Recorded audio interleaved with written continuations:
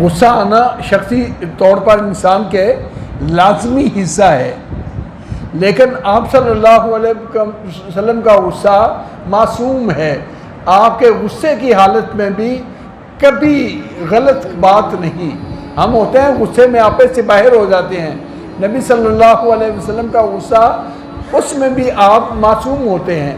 آپ کی زبان سے، آپ کے ہاتھ سے کوئی ایسا کلمہ صادر نہیں ہوتا جو غلط ہو، خلاف واقع ہو۔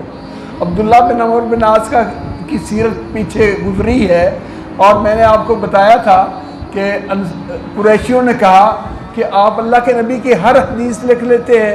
کبھی اللہ کے نبی غصے ہوتے ہیں، کبھی اللہ کے نبی مزاح میں ہوتے ہیں، کبھی اللہ کے نبی سنجیدگی میں ہوتے ہیں، تو آپ ہر بات لکھ لیتے ہیں۔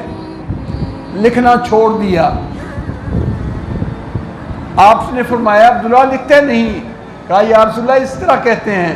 فرمایا لکھو، اکتبو، ہر چیز لکھو، فَإِنَّهُ لَا يَخْرُجُ مِنْهُ إِلَّا حَقًّا، اس منہ سے ہر حالت میں حق ہی صادر ہوگا، کوئی بات خلاف واقع نہیں صادر ہوگی۔ حتیٰ کہ آپ کے مزاح، آپ کے مذاق وہ بھی حق پر مبنی ہوتے تھے۔ دو باتیں، ایک آدمی آیا، آ کے اس نے کہا یا رسول اللہ مجھے سواری چاہیے، میرے پاس سواری نہیں ہے۔ آپ نے کہا اسے اونٹ کا بچہ دے دو۔ کہنے لگا جی میں اونٹ کے بچے کو کیا کروں؟ اب اونٹ کا بچہ ہی ہوتا ہے، بڑا اونٹ بھی اونٹ کا ہی بچہ ہے۔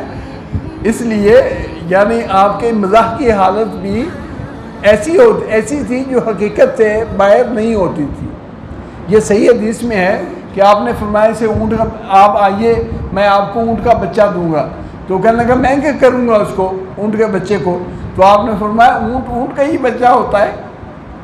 اسی طرح ایک بڑھیا کے بارے میں مشہور واقعہ ہے کہ وہ آئی کہ یا رسول اللہ جنت میں میرے لیے جنت کی درخواست دعا کر دو۔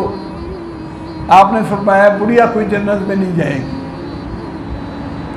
وہ رونے لگی، پریشان ہو گئی۔ فرمایا کوئی جنت سے جانے سے پہلے ہر ایک کی عمر جوانی والی ہوگی،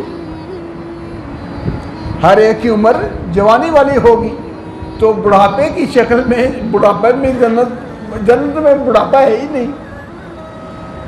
اس کے حوالے کے بارے میں مجھے تردد ہے کہ، لیکن پہلی بات وہ صحیح بالکل یاد ہے مجھے اچھی طرح کہ یہ ایک مذاق کی ایسی کیفیت کہ جو عین واقع اور عین حقیقت کے مطابق تھی۔ آپ کے ہنسی اور مذاق بھی ایسے ہی ہوتے تھے۔